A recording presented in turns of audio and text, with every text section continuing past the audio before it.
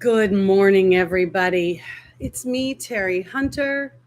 Today is Sunday, September 4th, 2022. It's 9 million degrees outside with 2 million% humidity. And Lucky and I are melting like the Wicked Witch of the West. So we're starting a little bit early today. I thought I would kind of go over some normal kind of business that most of the people that come know what's going on. So this is for the replay. Good morning, CC Pups. It's wonderful to see you this morning. Oh, I just can't even tell you. There was thunder and lightning storms last night, but no rain. And I don't know if you can see my little makeshift. We don't have air conditioning in this apartment.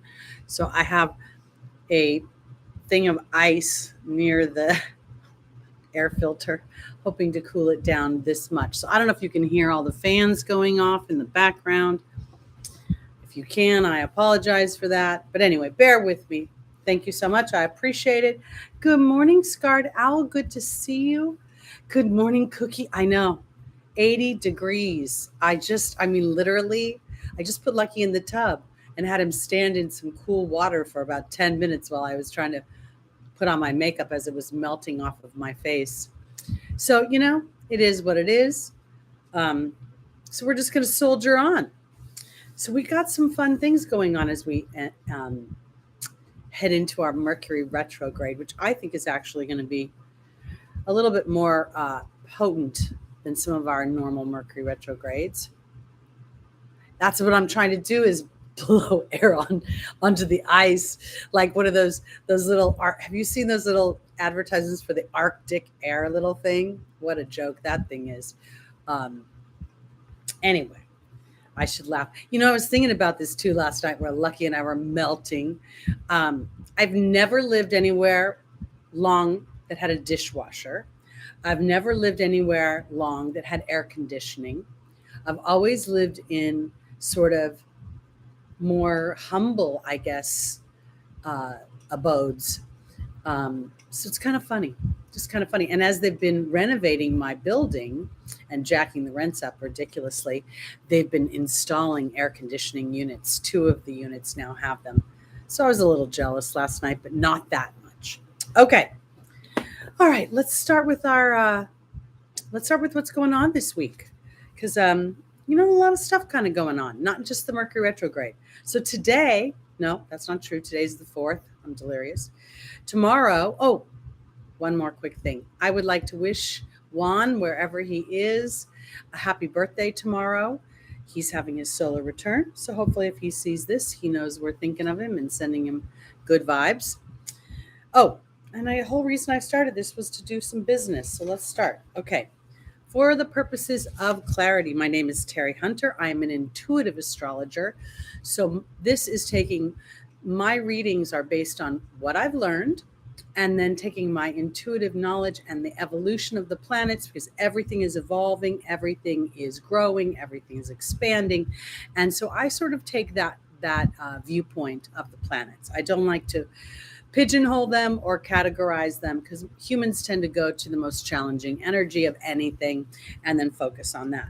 So I am an intuitive astrologer. For the purposes of these videos, on Sunday, we're doing whole sign Western astrology.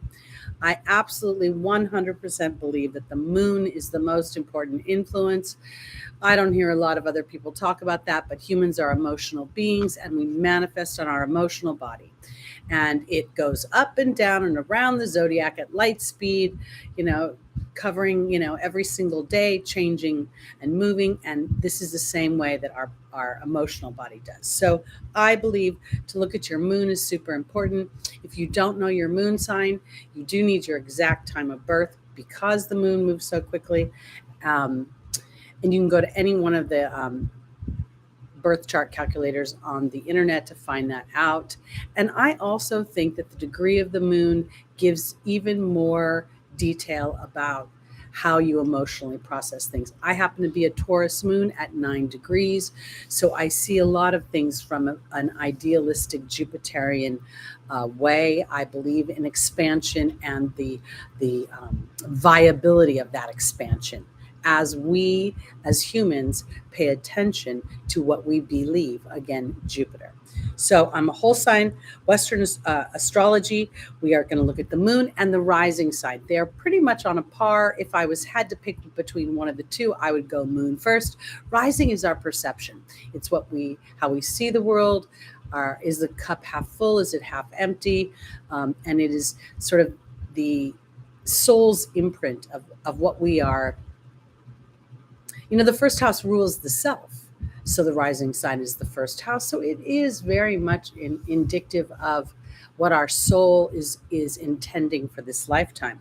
And then, believe it or not, I'm going to go to stelliums, because a stellium, especially if they are personal planets, Mercury, Jupiter, Saturn, Venus, Mars especially, those are going to be very powerful influences on your life path. And I think that's important to watch as well. And then finally, the sun. The sun is what you read in the newspaper, what you read in the magazines. But I believe that the sun is what we project out into the world, and therefore not really that emotional body that we tend to keep to ourselves, the things people don't see openly and upfront. So that's the way I go. Let's start with what's going on this week. We are headed into a Mercury retrograde. I did a separate video on that, so you can check that out and look for your timestamps for how that's going to affect you. But tomorrow, the 5th, Venus is moving into Virgo. Venus in Virgo is a practical kind of energy. She's one more who will be of service. She'll tend to think of things in a way that is very sort of, how can I create value for the people that I love in a material earth, tangible way for the human. And so she's not necessarily going to put on her 3-inch, stilettos and strut, but she will be very devoted. She will be very committed, and she will be of service to the relationship or to Venusian things in Virgo. So we see today or tomorrow, I keep thinking today's the 5th. That's how delirious I am from the heat. At the same time, Mercury is stationing in Libra, where Venus is the lord of the manor, lordess of the manor. And Mercury is going to station in Libra at 8 degrees until the 13th of September, before it actually gets some momentum moving backwards. So I think this is super important, because Venus will continue to move through Virgo. And Mercury, what do I think? How am I creating in partnerships, in Venusian dynamics, a win-win? Am I making myself part of the equation? Am I practicing self-care? Venus rules our money. She rules beauty. She rules relationships. She rules self-worth. And so when we're seeing her in Virgo, she may be looking at some of these things and sort of redefining some of those things as she moves through the zodiac. And Mercury stations at the transformational degree of Scorpio, 8 degrees. The same time, during this period, Mercury will oppose Jupiter retrograde in Aries. So I think that this is, what do I believe about myself? What do I believe? How can I, in some ways, facilitate my own viewpoint of myself, my own courageous action, and what makes me happy, and at the same time serve the relationships in my life? Mercury, again, being in Libra. I really think this Mercury retrograde is going to focus in on the thinking process. And if my thinking and where I spend the majority of my time in focused thought, is that in alignment with what I want to experience? Because I think Jupiter retrograde is giving me an opportunity to review, what are my beliefs? Am I practicing those beliefs? Am I allowing the universe to bring me foreign experiences that broaden my perspective and my philosophy in life? And Mercury and Jupiter naturally oppose each other, being Mercury ruled Gemini rules Mercury and Jupiter rules Sagittarius. So there's a natural conversation between, the mind that lives in the 3D world and focuses in on the structures there be, whether they're aligned to our happiness or not. If we think about rules and structure of everyday life. So I think that's coming up quite a bit here. We also have at the same time Mercury at 8 degrees Libra for this whole period of time. So this is like 8 days where the planet is pretty much at the same degree, and it's going to be trining Mars in Gemini. So while Mars is going to move a little bit quicker, and that won't be for the complete 8 days, there's going to be a willingness. Am I willing to look at my mind and take brave action? Now, the unconscious people may be incensed about their everyday liberties being encroached upon, and that may make some communities enraged and angry. And we may see that happening in the news. I've seen quite a bit of let's put it, extra energy in the news, extra Martian energy in the news lately. So again, as we stand as a tribe aware of these transits and standing in a present moment and making a decision in that moment which direction we're going to go, because I think that is where real wisdom shows up. That's where the soul makes a choice, and that choice is empowering. And then the universe starts to bring in dynamics to support that empowered choice. Okay, so the way we're thinking, and with Venus moving through Virgo during this whole period of time, I think it's important to see, am I being practical and dependable to myself? And am I being of service to myself so that I can be of service to others by allowing myself this evolution? Instead of constantly going back to where the deficit is, where the hole is, and working on that. Every thought is 2 thoughts, Mercury. Every thought is an initially inspired action. Oh, I want to do this. I want to experience that. And then the opposite. How will I get there? Where is the evidence that that is viable? When you start to talk, Mercury, about the things you want to experience, most humans will be like, well, what are you going to do about that? Do you have a plan? And sometimes that plan inadvertently has a lot of resistant, challenging energy to it. Because as we are aware, this opposition to Jupiter and the higher ideals, the connection to the angelic realm, the forces of thought that cannot be seen with the physical eye, then we allow the universe to bring experiences and inspired action that then create a dynamic that's more viable in the material world. So this is very, very powerful retrograde with Jupiter's involvement here. Okay, on the 6th, Moon is going to be in Capricorn. And I bring this up because all day long on the 6th, it could be a very emotionally charged day, as for the most of the day, it's hanging out with Pluto. And we know Pluto is retrograde in Capricorn. So here I think that there's the possibility that you may think, what's going on here? Is everything I've built in the material world really about my happiness, or have I built this on some sort of platform that doesn't really serve me anymore? And I feel like what we're going to see is Pluto unearthing some information that may initially feel a little disappointing, because we also have Neptune retrograde making a sextile to Pluto. Neptune Neptune in Pisces, and Neptune will bring a review of information. And, it's in the 12th house. So this is where we see research, we see hospitals, we see, in some ways, it's a very karmic house because it has a lot to do with ancestral energy. So as our communities are walking through ancestral energy, we're having opportunities to revisit old energies in a modern way and make new decisions. So if you feel a little overwhelmed by authority figures, this is Capricorn. If you feel people exerting their control, this is an opportunity for you to kind of step into your mind, and am I agreeing with this in a way that's giving up my power, or am I engaging uh, higher concepts, broader concepts, Jupiter, in an unseen way to influence the situation where others may think I'm being passive. It's like putting your intention in the universe and not necessarily talking to others who could interrupt your intention, but rather raise your focus.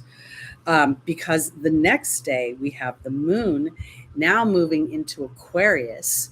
This is independent thought. This is genius.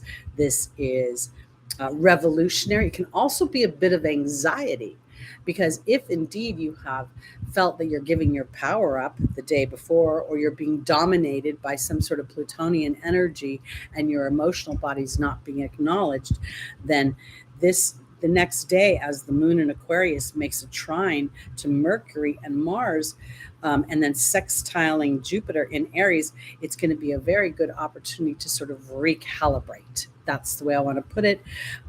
Maybe writing down some things, some plans, some intentions, some appreciation, a little appreciation rampage maybe. That might serve you in a really fabulous way, because again, Mercury retrograde is going to bring up a lot of review and obvious.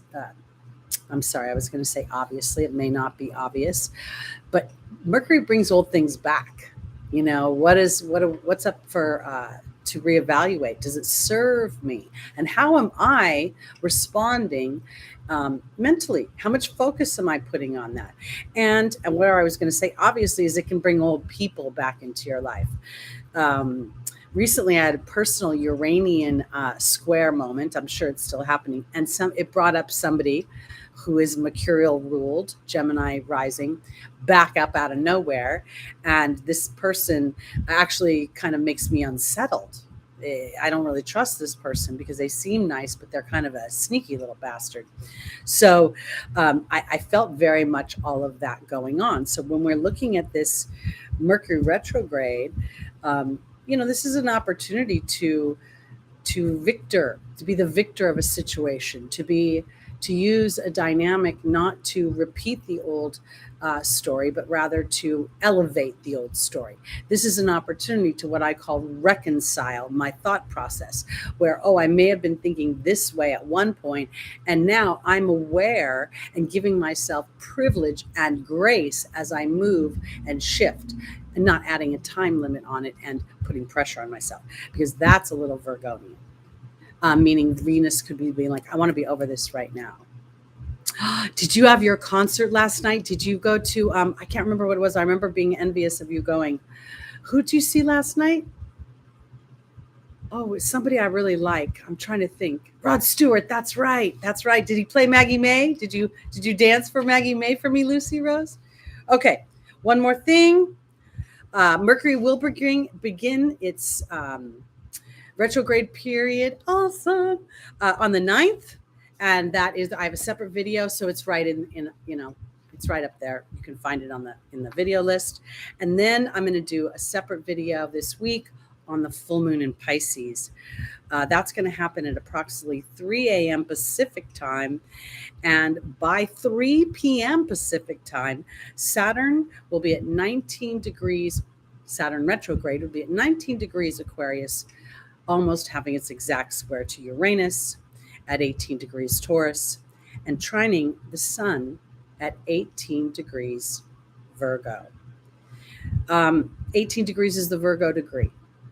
It is a degree that says to me, have I been trying to be perfect? Am I being too critical of myself, maybe even potentially others?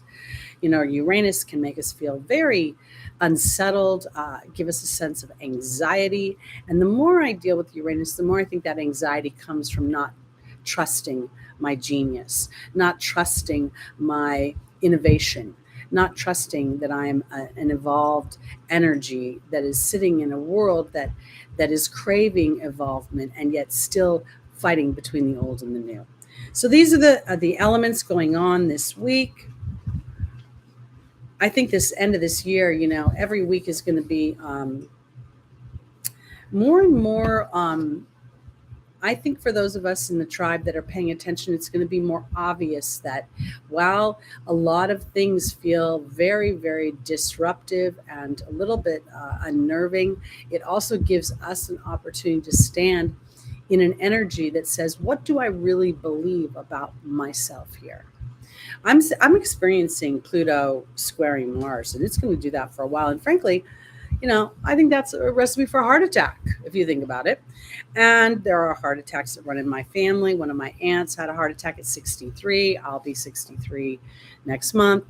And I've been thinking about these kind of things, and I don't feel like resonating with that energy. So what I think is going on is that the square between Pluto and Mars for me is asking me if I'm willing to integrate the old integrate the new while still feeling the influence of the old and the tension that brings.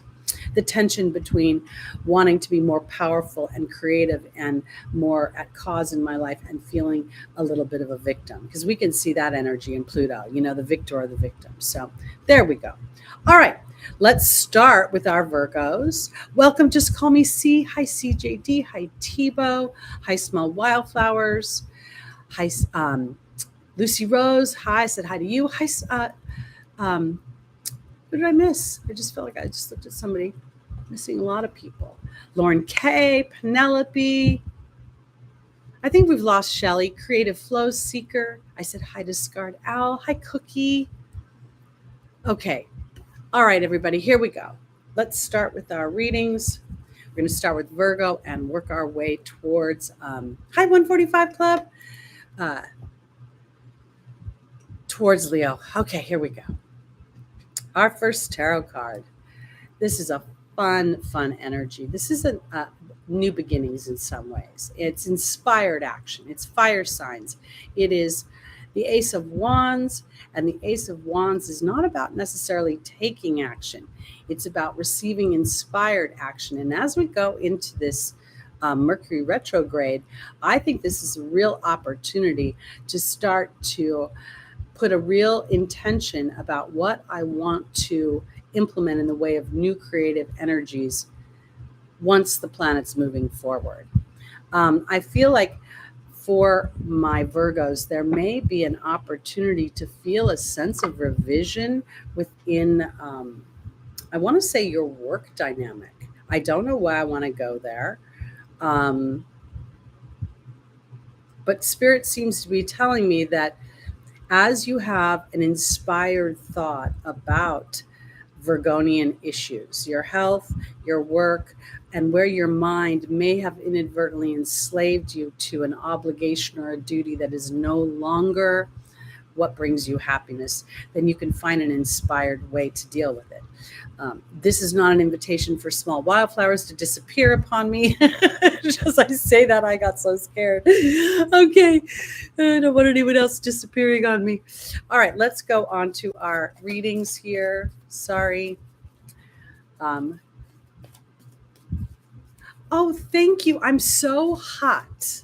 145 Club. It is so miserable in here. The humidity is like 9,000,000%. And I just got to tell you, my hair is still wet. Everything is just, it is not going to let up. All right, here we go. Virgo, rising, moon, sun, and stelliums. Our first angel is Rochelle, as you honor and follow the guidance of your heart. The second is Seraphina, a change in the family that brings happiness. Opal, God is watching over you. And Azure, saying things are moving. It's no time to force anything. And force is a resistant energy. Force is actually an indication of distrust in the situation. So if you're feeling any sort of trepidation or distrust in a situation, rather than calling the situation or the experience forth, ask Spirit to help anchor your belief in the ability to receive that. This is where I think the Mercury-Jupiter opposition during this retrograde is so powerful, because it's starting, but we're going to see this go on 3 times. First, the planet went forward, then the planet went backwards, then it's going to go forward again. So we're probably like in our second time visiting this dynamic. And I want to say this too, because random, not really having to do with Virgo, we could see the people rebelling against, the man, Jupiter, the Supreme Court, the people that make big decisions, and Mercury representing everyday people. Okay, here we go. Awesome, Carolina. Welcome, welcome. Okay, so here we go. We're going to add, Caroline, we started with, is it Carolina? Yeah, Carolina. We started with the Ace of Wands as your tarot card for the week. So there's some inspired action. Spirit is going to bring a message forth of some kind. And that message will have the beginnings of growth. So it's about paying attention. Okay, Rochelle's about following your heart and then the being energy. One of the things that I really emphasize is the moon. What is my feelings about things? My feelings are going to tell me whether I believe something can happen. Victory comes as you follow your heart and you continue to re-engage yourself. If there is not action showing up, if there isn't actually, okay, I need to go do this, then part of your being energy is I am ready to receive inspired action from spirit, because we have Seraphina offering new opportunities for happiness within the family of the millions of people up in your mind talking 100 miles an hour. And there's the partnership card. And I don't know if I think this is about intimate partnership as much as I think it potentially could be about something to do with sixth house matters, work, where you feel obligated and dutiful and enslaved. Here we have Opal saying that your children are safe on heaven and earth. I think these are these readings that I do on Sundays aren't like personal readings about your children. These are all about you, about how what you're manifesting, what you want. So the inner child here gets to start to move in Sagittarian directions, to start to think, you know what? I'm not doing all this by myself. I am co-creating, whether I'm doing it consciously or not consciously. So as I'm aware of consciously, and then my mind kind of going a little bit in a duplistic way. 1 minute I'm like, oh, I'm excited. And then I get a little nervous and scared. That's normal.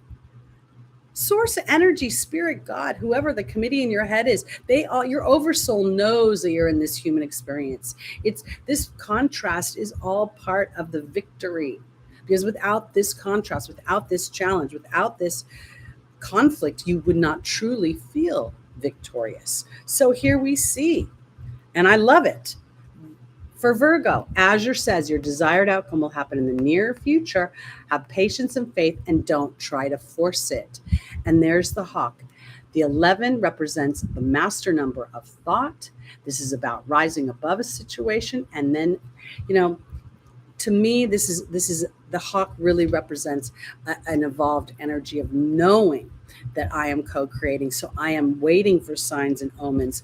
And this is also reflected in this Ace of Wands. So Virgo, I think potentially that there is something shifting within your everyday world. And again, I can't help but go to your work sector. I don't really see health in here, but I will say your health will benefit from a shift, because if you have less stress, your body will obviously like that. But this is about following your heart. This is about talking to spirit about what you want to experience, being aware of your being energy, and then allowing for an inspired thought. And I want to say this too, because an inspired thought during a Mercury retrograde is not about waiting for the retrograde to be over. It's about learning how to work with the energies. So the Mercury retrograde is offering review and reflection. And so in that respect, you are actually doing something. Okay, let's go on to our Libras. So for those of you that are new or watching and not familiar with me, I start with the sign of the month now, because my Libra sun wants to be fair to everybody.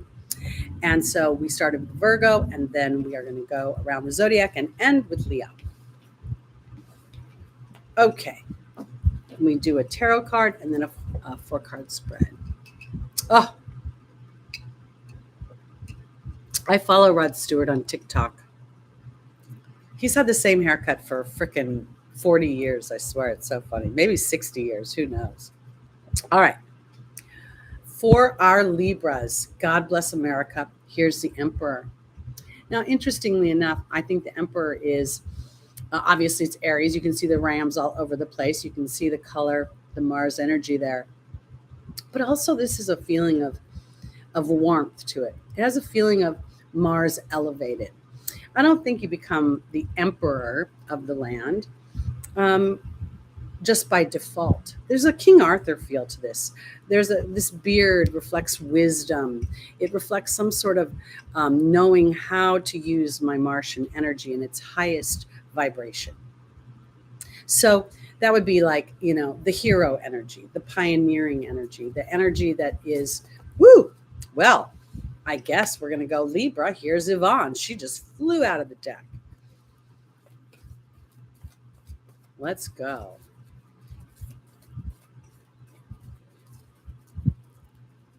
I know it was. It was. Do you think I'm sexy? Okay, Libra, your second angel is Akasha. The third is Athena, and the final is Ariel.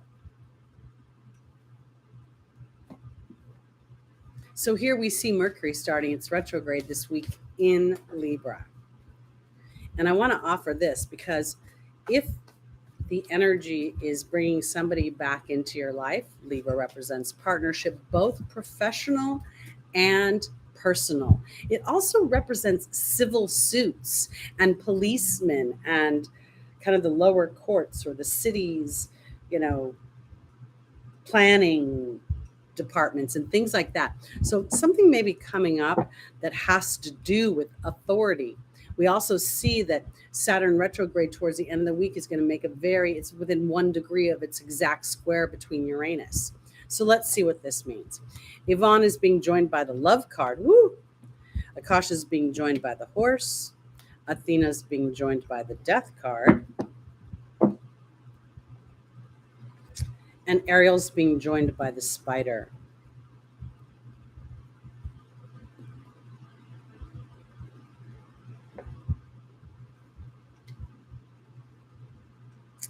This is interesting because oftentimes when we talk about Libra's shadow side, there's a little bit of passive aggressive energy. Somebody who kind of hints around, oh, really wish you would do this. And you don't really come out and say what you want. So I want to offer this. As I look at the spread, I think that the Emperor is really representing the brave energy of Aries in a balanced, very thoughtful way of communicating, not a knee-jerk reaction. Because sometimes when you purport a leadership energy, it's hard to be vulnerable. It's hard to be a little bit soft. I have a friend back in North Carolina, and we've known each other since we were children, mischievous children in our 20s. And he is super willing to say, I love you, I miss you. And, I think it, but I don't say it. And that's a little Aries of me. I don't know why. I just think it's a vulnerability that I have. I'm a Libra sun. And so here I think there's a little something about being vulnerable in love and your expression of love and relaxing and being more brave in love. And I don't even know if this is about intimate love as just expressing, how you feel about the people in your life, about the friendships, because Akasha is the teacher. And I don't think Libra's getting a teacher. I think Libra's being taught something about sort of Sagittarian Jupiter things. We talked earlier in the intro about Jupiter making this opposition to Mercury, and Jupiter is in Aries. So really reflecting on how am I purporting Jupiterian things, meaning Jupiter is a leadership sign. It's expansion. Am I allowing myself to expand? Because Athena's talking about Libra asserting themselves and the transformation of that. And oftentimes the human does sort of a polarization. I'm weak or I'm strong. And there's a whole journey in between. So to me, I think that new psychic and spiritual experiences are changing the way you view yourself and the world. And then here's my relationship card. And here I want to kind of go with this. It's more about, in general, sort of the relationships that Libra has, being more vulnerable to their participation in the relationship, looking at how they are actually communicating their wants and their needs, and then standing in a place of true bravery, in a hero energy for yourself in that expression. And I'm going to be a little bit more clear. Sometimes being brave in an expression isn't really about I love you, and then I want on the backside for you to say I love you back. Bravery is to say I love you no matter what you say back.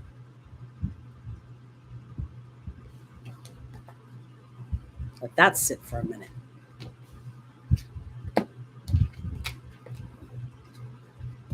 Okay, let's go on to our Scorpios, rising moon, sun, and stelliums.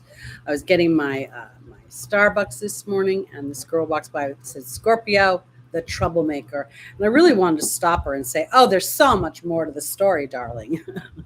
Anyway, I didn't.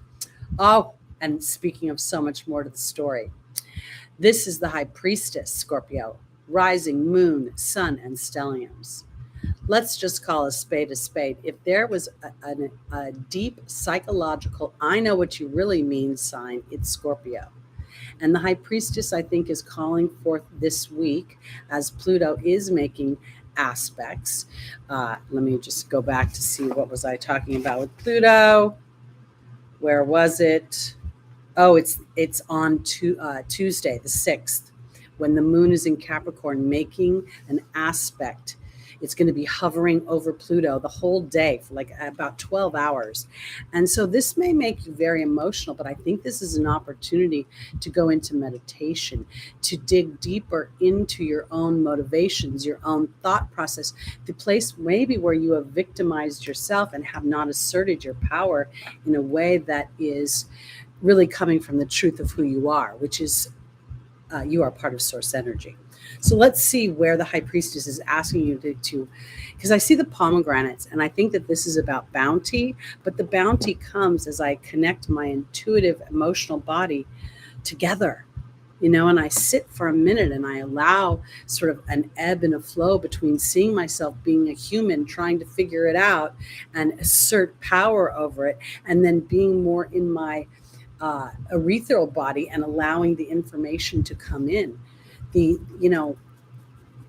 think of, we talk about sex, we talk about money, power and control, we talk about dominance, but what we don't really talk about a lot with Scorpio is the occult. It rules the occult.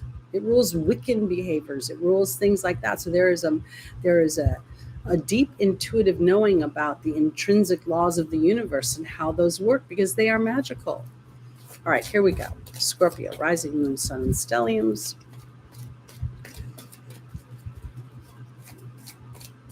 I think Lucky's gone in the bathroom to lay on the floor. Okay, here we go. Astera, reach for the stars with your dreams and desires. Archangel Uriel, dealing with unforgiveness and anger. Ray, connection to the other side through meditation. And Aurora, you're flying high and things will soon start to move. Okay. Yes, CJ. D. Yes, absolutely. Okay. That's what I believe the true ascension is the awareness of the laws, the awareness of the implementing them into our everyday experience. And this is why I think this Mercury retrograde for this next month is going to be so powerful, because it's really taking this opposition to Jupiter and magnifying, what do you believe? Do you believe everything you read? Do you believe everything you hear? What is your intuitive body telling you at a deep level? Astera, reach for the stars with your dreams and desires. This is for Scorpio, rising moon, sun, and stelliums. And there's the protection card. Archangel Uriel is being joined by the owl. Ray is being joined by Merlin. And Aurora is being joined by the cat. Okay. So when I look at Astera saying to reach for the stars with your dreams and desires, and there's a protection card, it's the 38 that always gets me on the protection card, because it reduces down to an 11. And that's the master number of thought. And this is where I believe that Scorpio on a conscious level can take the information they intuit about another's psychological makeup and behavior, and rather than using it to dominate and to control, using it at a higher vibration to liberate, rebirth, and to allow the energies around you to birth like the phoenix. Because I want to offer this. There is a wisdom to disruption. There is a wisdom to the things that feel atrocious. There is a wisdom to imbalance. And Archangel Uriel is helping us to see the wisdom. That's what the owl represents, deception and wisdom. And if we were never fearful, if we were never scared, if we never felt like we couldn't do something and then we actually accomplished it, that's where you feel empowerment. That's where you feel the true connection to your own manifestation. And I want to say this for Scorpio, because I believe that when Scorpio gets past all the key words that make you stingy and difficult, then you start to see the beauty and what it really has to offer you, because your connection to spirit brings magic in the form of balance, in the form of karmic balance. As you relax, we double dose here into meditation, into the idea that I'm not really trying to quiet my mind and not be human, as much as I'm willing to see the ebb and the flow of how this works. I've been meditating for, north of 40 years, and I still sit in resistance. I still hear the leaf blowers and think I've got to go do this and I've got to do that. And I've surrendered to it, because I realize it's an ebb and a flow. Because what I believe here is the cat really represents a certain independence. And Aurora says, you're flying high right now. Don't descend, because you'll soon inspire others. So here we go back to Scorpio reaching for the stars with their dreams and desires, knowing that protection comes through their thought process, understanding that they will be frustrated, and the wisdom of what they do during frustration. What is my being energy during frustration?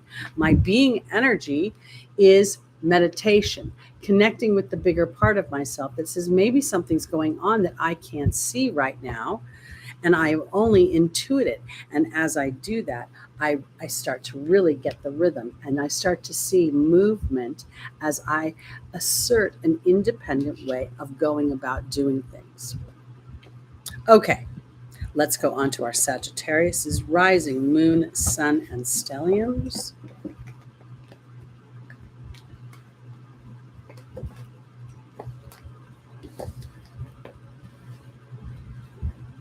Oops. All right. I'm going to take a quick sip of my drink.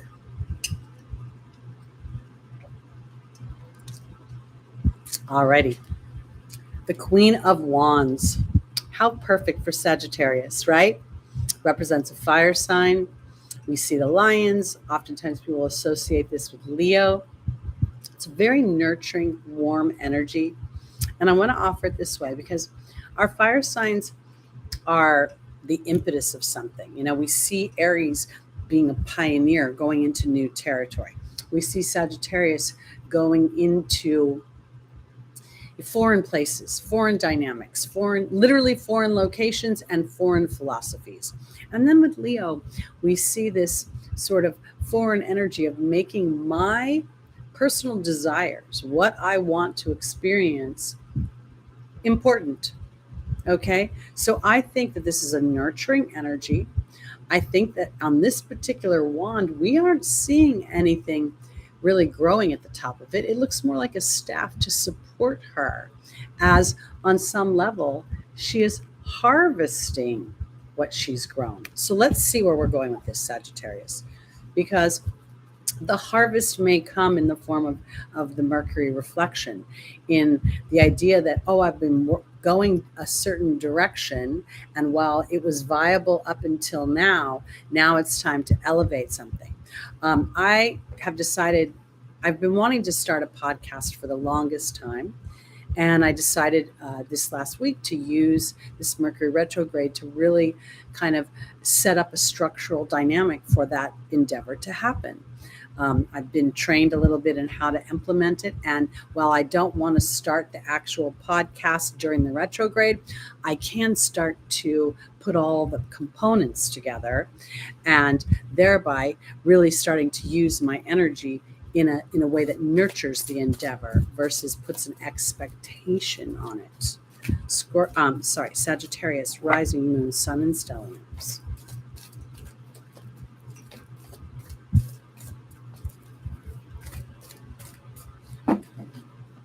here we go. Our first angel is Daniel. The second is Seraphina. The third is Vanessa. And the final is Celeste.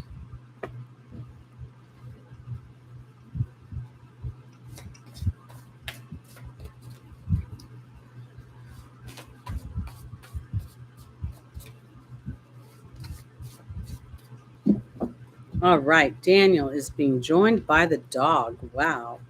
Seraphina is being joined by the protection card. Vanessa is being joined by the mystery card. And Celeste is being joined by the Grail Knight. I straight up think this is about like love. And we know that Leo rules romance. So, okay, are we nurturing the idea of love, Sagittarius? Are we nurturing the idea of, every Sagittarius is not single. There are some that are in relationship, but there is something going on big time. Daniel represents marriage and the dog represents unconditional love, loyalty, and sincerity. And so here, Daniel also represents history and relationships. So I want to offer it this way because I believe that what the dog represents is a permission that you give yourself to look at your history, Sagittarius, in relationships and make it what it is, history. When I look at the word unconditional, I don't think I love somebody unconditionally. If you treat me poorly, I can't feel love for that. But what I can do is decide if I am purporting a loving behavior if I'm in an energy that is disruptive. So I think that the unconditional love is not about conditions outside myself, but the conditions inside myself. Am I being loyal and sincere to myself, regardless of what the history in relationships has been? Because historically, you may have over-nurtured or stayed in something that wasn't healthy. So now, in the opportunity or the obstacle, we see the protection card again. The 38, representing an 11 when you reduce it down, master number of thought. And here's Seraphina, offering a happy change to your family and the potential to bring in children. And we know that children are represented by the sign of Leo. We're on Sagittarius, but this is also for Sagittarius in the tarot, because now is a choice of having faith, both in relationships and your path, moving forward in this endeavor. Because I can't see this as really anything else but about love. And I want to offer it this way, because the human oftentimes just puts love, one-on-one in an intimate way. And I believe that love has a lot more to do with companionship and situations and environments that align and show rhythm and complement one another. Because Celeste talks about a happy move to a home, a new place of employment, but this is a shift in my mind. And there's the Grail Knight, seeking the sacred, and this is about romance. So I want to offer it this way for my Sagittarius: is this Mercury retrograde may bring up an old love, an old relationship. It doesn't necessarily have to bring them person back to say, oh, I want to be with you. But, you could see them looking at you on the internet, or you could, hear some information about them. And I think this is an opportunity to really look and see, how do I nurture my own needs in romance? How do I nurture my own needs in a philosophical way? How courageous am I to take care of me, that gives me permission then to take care of others? Because it's time for me to be loyal and sincere, regardless of the conditions of what my love life has been. And oftentimes, humans claim that they have changed, but there's a basic template of who they are, an imprint of who they are. And if that imprint isn't aligned, all the changes that they may have made will not make something happen. So now it's about having faith and making a choice. Because if things are out of alignment, the choice to stay in harmony with your own real wants and desires will actually bring someone in, which then could change your life dramatically. Okay? In a good way. In a good way. Let's go on to our Capricorns.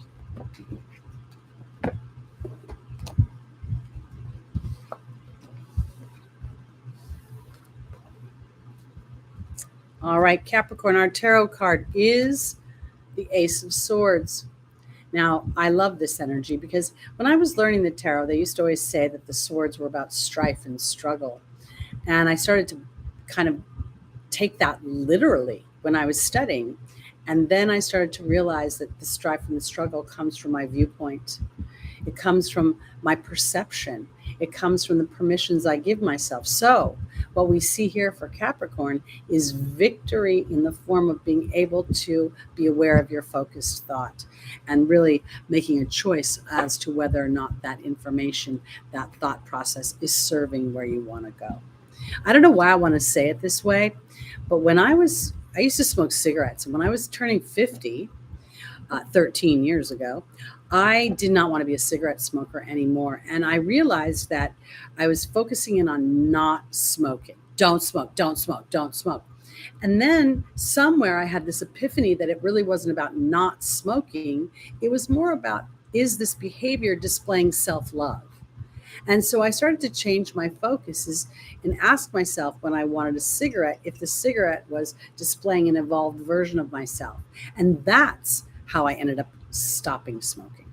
So I don't know, it's a random analogy, but I want to go there. So Capricorn, let's see where you get to have victory and focused thought. What area is happening? Because that moon traversing over Pluto, I believe it's on the 7th. Let me look at my notes again, because that's going to be a very emotional, it's the 6th. That's a very emotional day, and it could bring up information about structures and authority figures that is disappointing. Secrets could be revealed. It could be very disheartening and trigger some of the more fearful and lower energies of Capricorn. So let's look and see.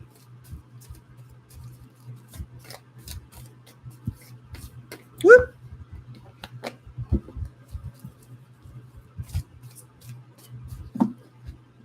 Capricorn, our first angel is Maya. The second is Grace and Antoinette. The third is Patience. And the final is Aurora.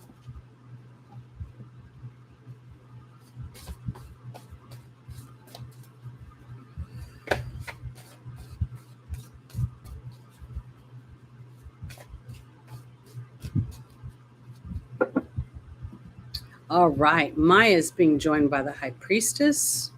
Grace and Antoinette is being joined by the dog. Patience is being joined by the Love card. And Aurora is being joined by the Goblin. You know, this is interesting because as I look at this Capricorn, I don't think this is about love outside yourself as much as it is love inside yourself. Because, you know, the challenging side of Capricorn is, I don't care if you like it, get it done.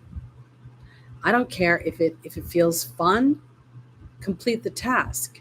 You know, there's a dutiful and obligatory energy. And so what I think is going on here is that there's an opportunity for Capricorn to really look at their focused thought and really flesh out during this Mercury retrograde if their thoughts aren't an imprint, a template that's been given to them, and is it an opportunity to transform my thoughts into an elevated version of what I want to experience? Because Capricorn is a master builder.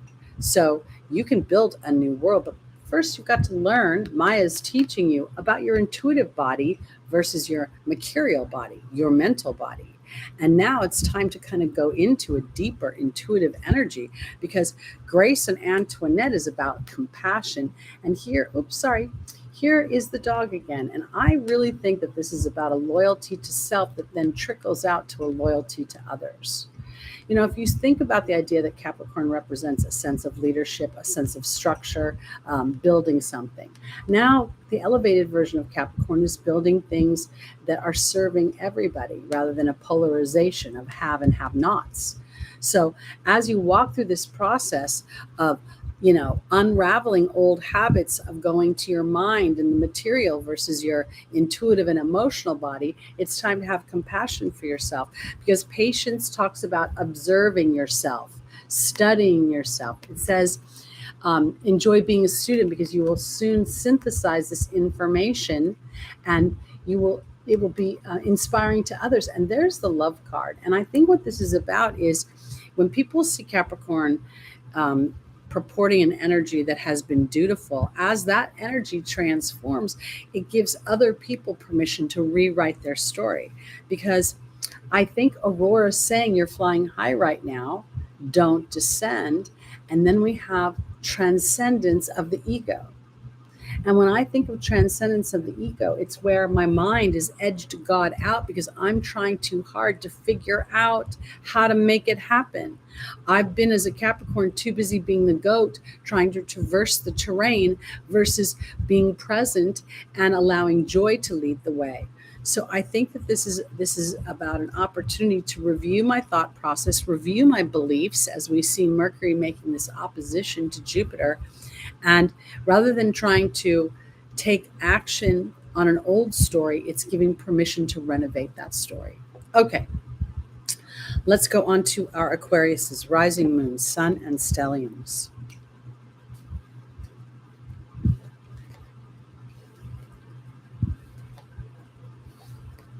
Our tarot card is the Seven of Cups. Aquarius, this is a little bit challenging. I'm not going to say it isn't. This guy is shrouded in the dark because every choice that he's about to make feels like a double-edged sword. There's something good and something bad that happens. So we see, and I think it's most clearly indicated when we look at the cup that has the victory wreath and then the skull. You know, when we win in battle, somebody loses and there is death. So somewhere there is a huge challenge of allowing the universe to illuminate you and to trust a bigger picture, that even if there is a duality to the choices, that they will serve your highest and greatest good. Let's see what area this is. Because again, we have Saturn that is going through Aquarius right now. It is retrograde. It's approximately like 20 degrees today. I think it'll go down to 19. And I think that this is really about implementing Saturn's required structure and dutifulness, but now understanding that when I walk through a disruption, it actually serves something. What will it serve?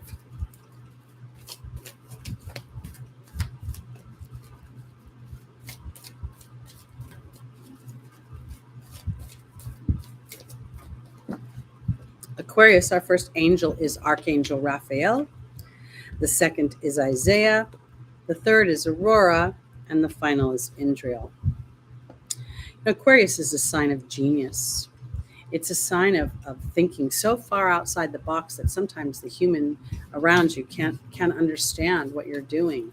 And yet at the same time, those innovations, those discoveries change how we experience the human journey.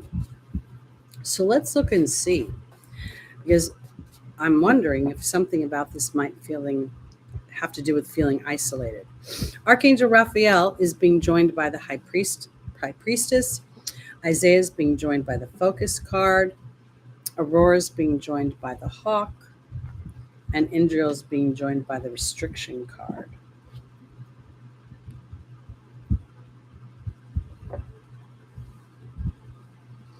Okay, so this is how I want to put this. Again, here we are going into a Mercury retrograde. We have Uranus, the higher octave of Mercury, making a square to retrograde Saturn in Aquarius. So I think that for my Aquariuses, there could be this little double-edged sword here, has to do with taking action in the material world and not taking any action as the structures of things change unexpectedly.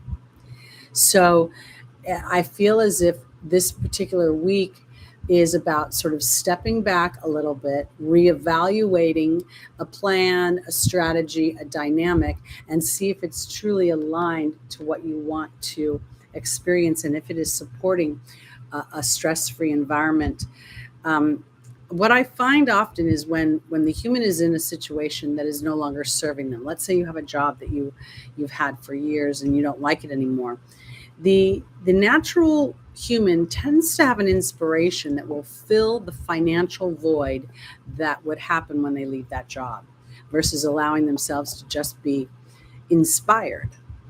And I think that this is where Aquarius has to allow for a bit of a pause, so that the natural human knee-jerk reaction to fill the void of abundance is filled up with inspiration instead, because now is time to give birth to new situations and new ideas. And there's the focus card, and the 33 to me is the master number of teaching. There's something that Aquarius has to learn about the, Aquarius rules the nervous system. And sometimes people that have a strong Aquarian energy, especially with Saturn transiting, can feel like they're having an anxiety attack, that they're under some sort of oppressive energy. And I feel like that's a little bit about stopping your role and really reassessing whether the role you're on is moving you where you want to go, or you've made decisions based on something inadvertently that is about filling a hole and not really completing your passion. Because in the angel's advice is Aurora saying that you're flying high right now, which may threaten others, but don't descend. That is this rebel energy of Uranus, doing something completely different. And then the hawk, the signs and the omens that affirm it. As a human, I actually do not go try to make business happen. I very much every day sit in meditation, and I thank Spirit for bringing all the people who will best be served by my gifts and my talents. And once my meditation is over, I basically forget about the idea of bringing in clients and start to think about the content of what I'm putting out, because I feel like this is a pause for Aquarius. It's not a time to take action. It's a time to go into meditation, to connect with your oversoul, to connect with the part of you that is, out there in space somewhere.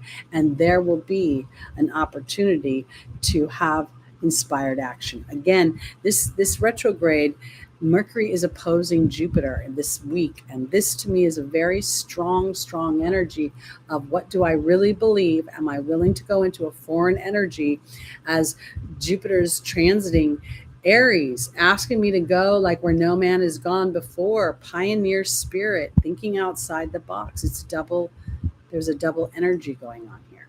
So be a little patient with yourself. You may, if you're feeling a little anxious, that may be because you're inadvertently trying to build the new on an old foundation. And that's reflected by the anxiety that whatever the idea is comes back, and it sounds innovative, but it's really playing to an old story. Okay, here we go. On to our Pisces, rising moon, sun, and stelliums. Pisces, there is going to be news, there's going to be conclusions, and there's going to be endings. And this is the only card in the whole tarot deck that actually has no human characters in it. And yet there is something that's growing. And so the ending brings a beginning. And I can't help but go to go back to Neptune. So on Tuesday, when the moon is going all over the place, hanging out with Pluto, bringing up disruption and feelings from deep within you, and they may be toxic energies, because there's a feeling of secrets being unearthed, because Neptune retrograde, making this sextile to Pluto, feels like it's something that will serve you in the long run, but in the short term, it doesn't necessarily feel so good. And you may feel a feeling of finding out that you've been hoodwinked, or finding out that somebody's been deceiving you, or they've been letting you draw your own conclusion, and they knew that you were drawing a conclusion that wasn't aligned. So let's see where this is going.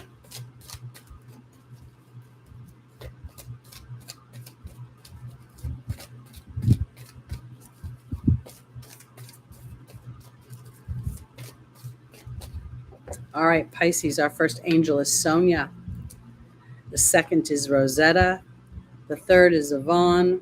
And the final is Mystique.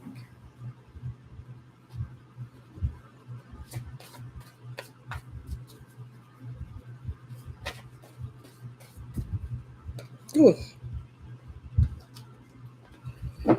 Okay, Sonia is being joined by the dog. Wow. Rosetta is being joined by the butterfly. Yvonne is being joined by the disruption card, and Mystique is being joined by the wealth card. All right, so let's look at this. Pisces is ruled by Neptune, and in ancient times it's ruled by Jupiter.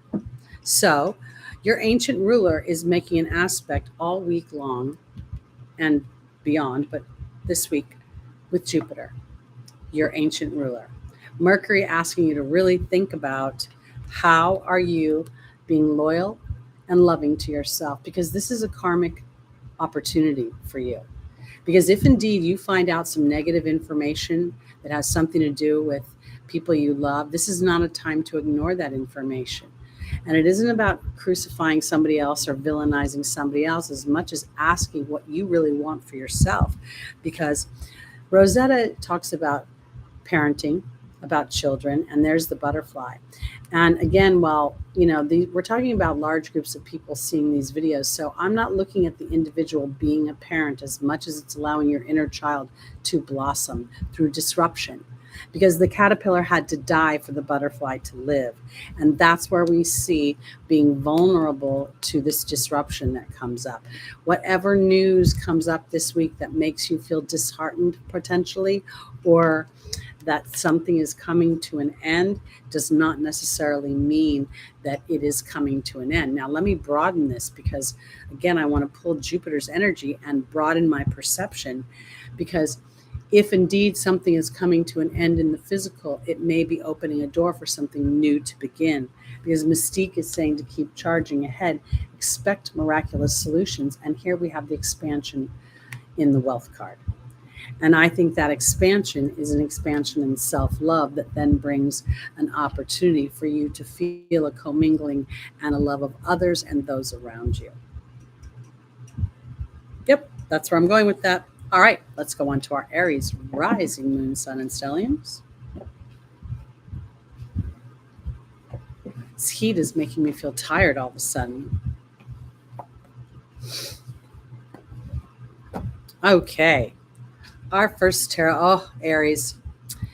This is a very, very brave card. The Eight of Cups.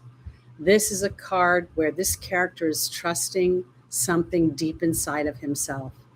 Everything looks like it's okay.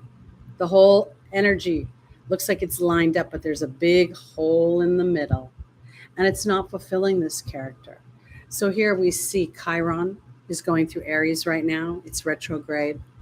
It's making it's having a conversation with Jupiter, not quite as intense as it has been happening. My words. But it is bringing up something.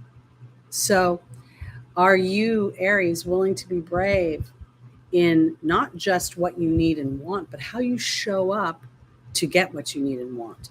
Because if indeed you're being too Martian, we see Mars going through Gemini right now. So if you're being too pushy in the neighborhood or in the community or with your conversation or with what you're thinking, you may be unraveling things inadvertently instead of building them. Yeah, I think I need another cup of coffee.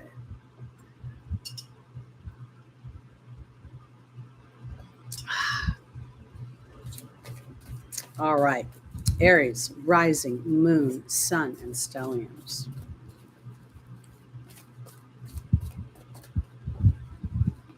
Our first angel is Serena. The second is Francesca. The third is Vanessa.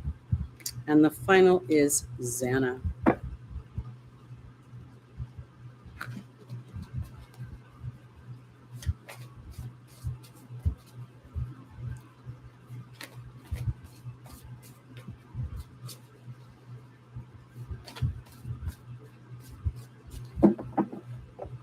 Serena is being joined by the serpent.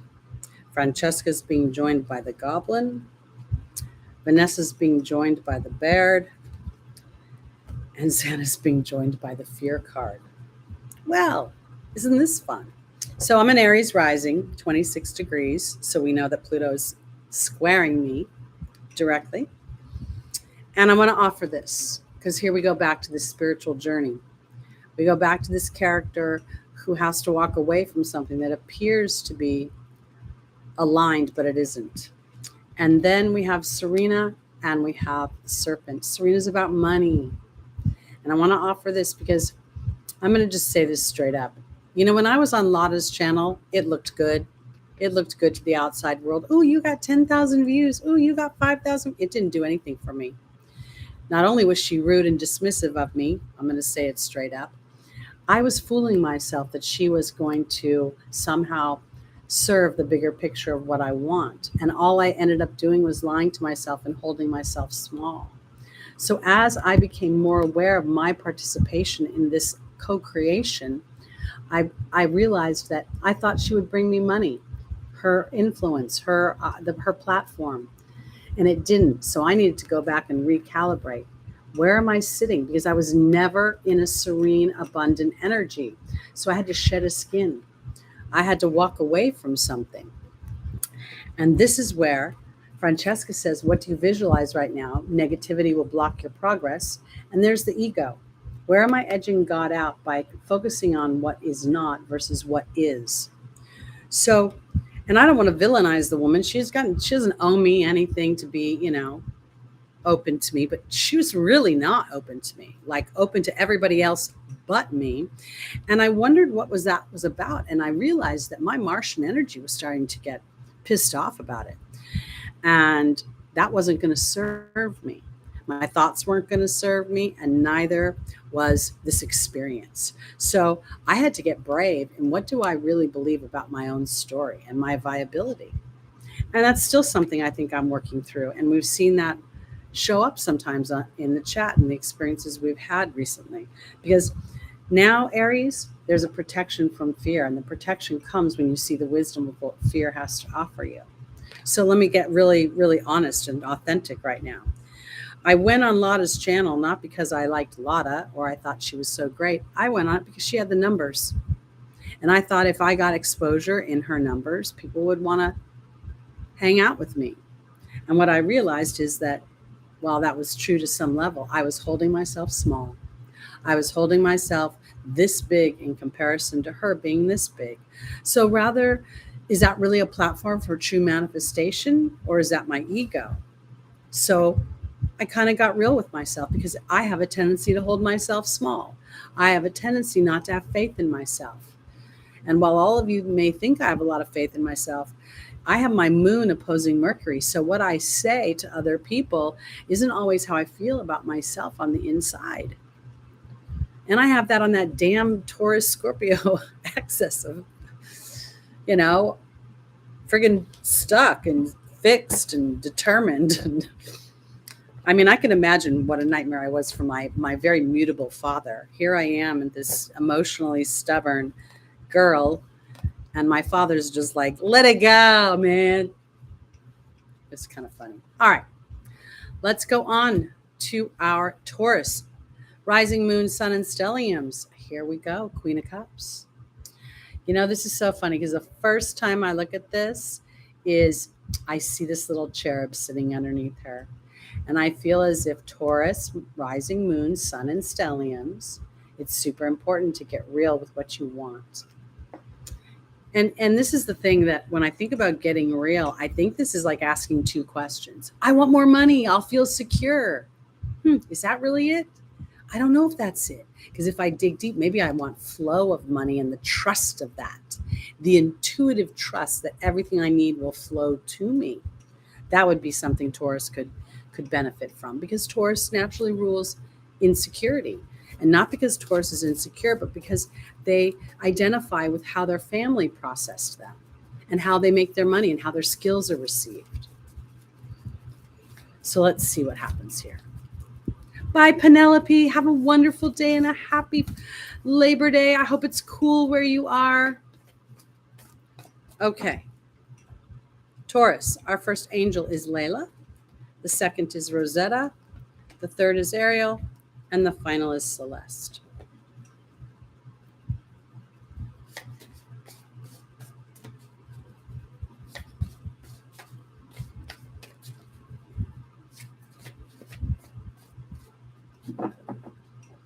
All right. Layla is being joined by the spider.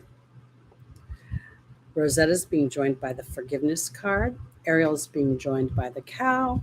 And Celeste is being joined by the burden card. Okay. So this is what I got to say. I think that Taurus, this particular time with Uranus transiting your house, and the North Node hanging out there, I really think this is an opportunity for you to dig deep into some historic thoughts about your viability for happiness and to feel loved. When we look at some of these, every zodiac sign has its challenges, and oftentimes the human inadvertently focuses on them. So Taurus could be very like, I don't win in love. Because I've got this burden card with Celeste shifting the way you're thinking. Because we are a boomerang. Our thoughts immediately, we try to have an inspired thought. And if we haven't experienced it, it feels all foggy and all funky. So this is what I want to say. I think that Spirit is saying, you know what? You don't have to be perfect. You might know there's something underneath. You don't have to identify every single thing. Focus in on how your cup feels when it's full. I feel at ease. Go into broad terms. I feel a flow of energy. I feel secure within my relationships, regardless of whether it's intimate, personal, familiar, professional. Go there. Give yourself an opportunity to take the opposition between Jupiter and Mercury and really pump up the Jupiter energy of expansion, of broad terms, of looking at what is your philosophy of what you want to feel. I'm at an age where when I think about companionship, I would really like somebody who loves to play cards. I would love to have a companion that would like to have a nice meal. I'm a Taurus Moon, maybe a glass of wine, and then play cards in the evening. Or do something where we engage our minds. And so I feel like this is an opportunity for Taurus to really start to go to this place of what feels like fun to you. What give me my broad strokes of what you really like, because the forgiveness card isn't about forgiveness. It's about a reconciliation.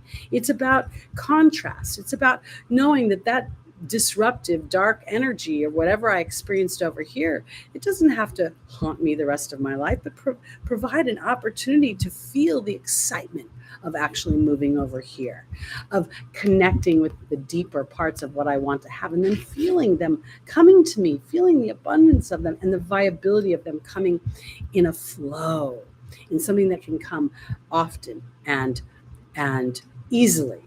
And now, during Mercury retrograde, you may find a little bit of a challenge, because here's the burden card of shifting your mind. This is an opportunity not to expect a complete shift, but again, to let your mind ebb and flow as representation of everything else that you're willing to let ebb and flow.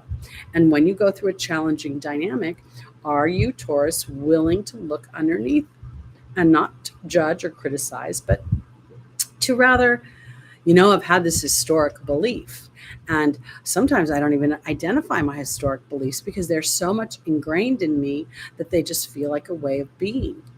So we're really going to see between Mercury and Jupiter, especially this week and throughout this retrograde, this sort of push-pull between my monkey mind, what's expected, the hamster wheel of my everyday life, and an evolved version of it. And when you think about the idea of being a fixed sign and a fixed emotional sign, if you have a Taurus Moon like me, how can I take an evolved version of my Taurus Moon and put that bullish energy in the lane that works for me instead of the one that sticks me in the ground into my old version? All right, let's go on to our Gemini rising, moon, sun, and stelliums.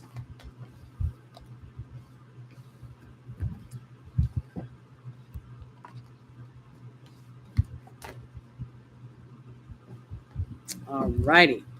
Our tarot card for Gemini is the Wands, Five of Wands. This is a very interesting energy because initially it looks like they're competing or they're fighting. But if you look closely at their positioning, they are not in a position of it's almost a mock competition. They actually feel a little bit like the Three Stooges trying to figure out how to hold these out of balance wands. So I feel like for my Gemini, let's see if you're not feeling a little bit of this competitiveness. You've got Mars going through your sign, the first house of self with your rising. So, there's this feeling of really being aware of how am I interacting with others around me? And am I feeling as if maybe even my community is putting me in a place of competition? And this might be so that you can create the win-win. because that is the only way to truly manifest long-term abundance. All right, so Teresa just popped her little self out. She is the angel of worry. Then we have Maya. Then we have Indriel. And finally, we have Francesca.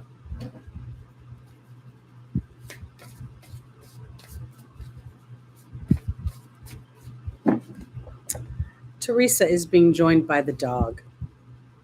Maya's being joined by the bee. Indriel's being joined by the letting go card.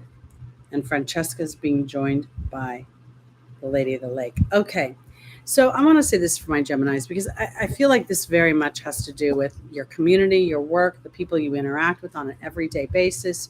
And I feel like this sense of competition, or this sense of mock fighting, it could be even something that feels a little underground. You know, we talked a lot about Tuesday, I believe, is the 6th. As the moon is traversing over Pluto, this may bring up some stuff. As I recall, Mars is making an aspect to Mercury this week, which is favorable, but at the same time, it could be a little unsettling, because I feel as if this is a worry about whether or not the people around you will be loyal and sincere to your hard work and your efforts. And I think this is an opportunity for you to actually learn about your being energy and where your focus goes, because you may tend to go to the dark side of how you're not good enough, how other people are better than you. And I think that that does not serve you. So here is Indriel offering you opportunity to have an epiphany about your value. And when the letting go card to me is never about letting go. It's about seeing, it's the song Let It Go from Frozen. And the 44 is a master builder number. So as I become more aware that when there's something that makes me feel fearful or unsure, it's really powerful for me to be able to look at, what does that fear represent? Is that fear real? Is it current? Is it imagined? Is it an imprint? What is that fear? Because Francesca says, what you visualize right now, negativity will block your progress. And the Lady of the Lake is about self-respect and courage. And that self-respect as you go through this friggin' storm between your head, your heart, and what's the truth here. So let me put it this way. Gemini, if you don't like your job and people are jerks at your job and you're working with a bunch of teammates that are unappreciative of your efforts, then rather than trying to find a new job, I think this is an opportunity to really sit in an energy that says, I want to be in a place that's, mutually beneficial, where everybody is working as a teammate. They understand the win-win, and I start to have a feeling of value within the team versus feeling outside of it. Because I think the most powerful part of this spread for Gemini is being aware, willing to learn, Geminian, about my being energy. What is my self-talk saying? And then looking at this opposition between Mercury and Jupiter that's running the theme of higher philosophical thought versus structured monkey mind, every day on the hamster wheel thought. Okay. Oh, sorry, got to go get that card. So hot. I don't like having all the windows shut. I don't like being in the dark, but if I open the window, it's like a hot dog is breathing on me. Ugh. All right. Here we go, Cancer. Cancer, look at that. Personal satisfaction. This is a wonderful card, the 9 of Cups. This is where you feel a sense of, I did this. I contributed to this happiness. I contributed to this sense of building something that's really going to make me feel satisfied and excited. Because again, I can't help but look at those cups and see them as part of a structure. And they're not full, but they're it's on its way. So let's see where we're going with this, Cancer. Rising moon, sun, and stelliums. I also feel like this is feeling valued, by others. Hey, DJ, welcome. What happened to Audacity Theater? Where'd she go?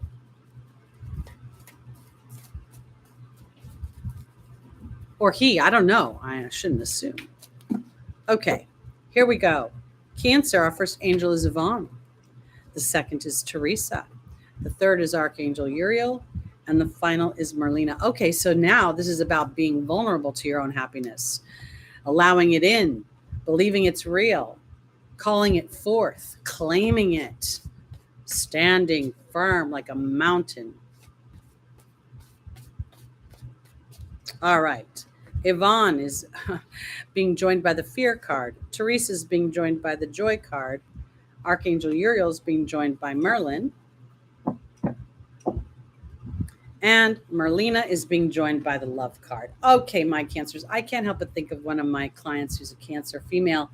And I haven't seen her in a while, but I know she very much wants to connect with her partner in life and all of those things. So I really want to say, if you're in process, because again, I always see this as the cups aren't quite full, but everything's lined up, ready to go. We've teed it up. I feel pretty good about what I've been building. I'm excited, emotionally building. All right, and here we have Yvonne, the angel of vulnerability and vulnerability to my fear. So this is where I don't know if it's going to work out. I don't know if it's going to happen, but I'm just going to stay the course, because now is an opportunity for Cancer to feel joy and stop worrying. Worry is a form of prayer that doesn't serve you. And if you are frustrated by the time of things, if you're a woman on a mission and you're looking at your freaking eggs dying, that is not going to serve meeting somebody else. It's not going to serve the idea of moving that story forward. There is a surrender to the idea that everything is lining up for me. And there are structures out in the world that will tell you that is not true. And yet humanity has survived. Okay. And that's not because, people stopped being fertile. So now is a time to really look at my frustration level and to implement balance, implement joy, because my frustration comes from worry. And there we have Merlina. So we've got Merlina and Merlin. Love is coming, but you got to remember, this isn't all on your side. Part of it is your openness to know that you've built it and to sit in satisfaction as the universe picks up the baton and delivers what it is you want to experience. Cancer, of all the signs, when it comes to love, home, hearth, of course, there's other elements within your chart. But when we're talking about moon and rising, we're talking about a very deep energy for nurturing and for self-care and self-love, in the sense of trusting your intuition. And knowing that if I came in with this strong Cancerian energy, then this is absolutely what I'm meant to experience. And at this point, for me to not be vulnerable to my fears, to face everything and rise, which would be, hey, up until now, nobody's come across it was really going to be a good deal for me. This is the thing, when we look at things, we don't always assess the past with a fair eye. We see loss versus, hey, that guy wasn't going to be committed, or that girl wasn't really ready, whatever the story is. So stay the course. Things are coming to you, and allow this Mercury retrograde to give you an idea of what are my bigger thoughts and where am I stuck in an old story that I tend to talk about a lot or think about a lot. I don't know if buying a car during a Mercury retrograde is a good idea, to be honest with you, especially with electric cars. Mercury could very well just bring, you could get a lemon. You could end up with electrical problems. I really don't know if I would do that. Unless you just have to have a car. And if you do, then I would start to engage spirit to bring you the right car that will serve your needs. Okay. Yeah, I would definitely hold off on buying a car, especially a used car. If you buy a used car, yeah. Okay, our final sign today is Leo. Okay, Leo rules the heart. Leo rules courage. And this 9 of Wands is defending himself and his home. He's been wounded. He doesn't seem to be currently in pain, but he definitely does not trust the parameter and what's going on. So let's see what Spirit has to say about this, because Leo rules the heart, and trusting your heart is super important. And that's about taking time to delineate and get down to the deeper layers of what's your heart and what's my fear in disguise. thinking it's my heart. All right, Leo. Our first angel is Bridget. Look deeper into a situation. The second is Chantal, your love life. The third is Teresa, worry. And the final is Celeste, shifting. Shifting.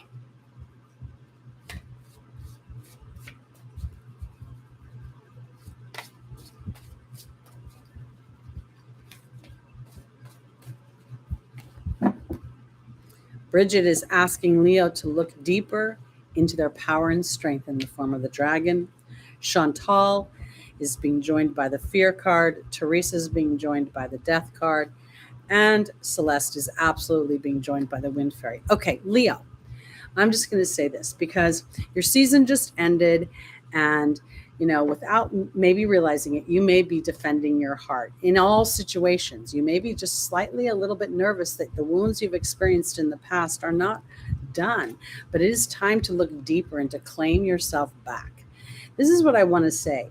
The challenge with most people is that rather than looking at their history and confronting it in a way that says, oh my God, I'm dating the same guy, but he's got a different face and a different name, and he's doing the same things, and God, he's so gorgeous and he's so good in bed, and I really like that. Now, my opportunity to look deeper and to show power is, do I expect him to change? Am I gonna put everything on hope? Or am I willing to say, you know what? I don't know if I'm going to go here. I'm going to actually go on a little bit of I'm going to take a pause and pull back because I don't want to relive and defend myself anymore. Because Chantal's about intimate relationship and there's fear. And if you are honest with yourself, Leo, you may be fearful of actually fully surrendering to something. So now it's time to transform your worry. And it's about trusting your heart at a deeper level, deeper than your groin, deeper than your momentary pleasure.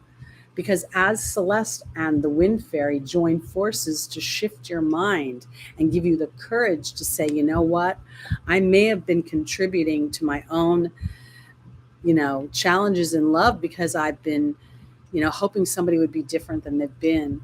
And when we're lying in bed together and it feels all romantic, there's a deep part of me that knows this ain't going to last.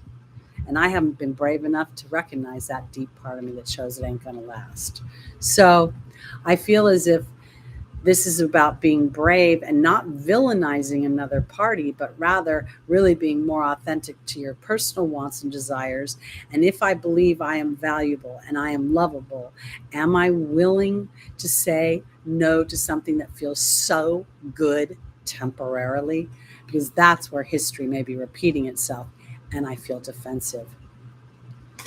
This is Mercury retrograde, bringing back old situations, old people. Sometimes it's literally and sometimes it's figuratively, meaning situations are similar, but the people are different involved.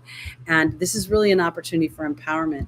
And the empowerment comes from the willingness to see how your mind is imprinted and then giving yourself the privilege and the grace of the journey of unraveling that, one little thought at a time. All right, that's it for this week. Be on the lookout for the new full moon in Pisces video. That's going to happen the day after the Mercury retrograde starts. So we'll probably find that there's a lot of synergy between those two events. And as I said, I'm going to do a separate video. And then I want you all to be mindful. I'm going to start to do a podcast. I'm going to launch it in October.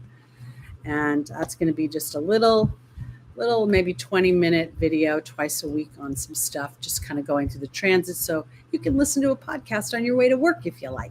I'll keep you posted on that. All right, everybody, sending lots of love to you for those tribe members here, those tribe members that are not here. Have a wonderful week. I love you. I appreciate your time, your support. If you want a reading, I'm available. My information is below in the description. Please like, please subscribe, please share, and hit that notification bell, everybody. Have a great week. Peace out.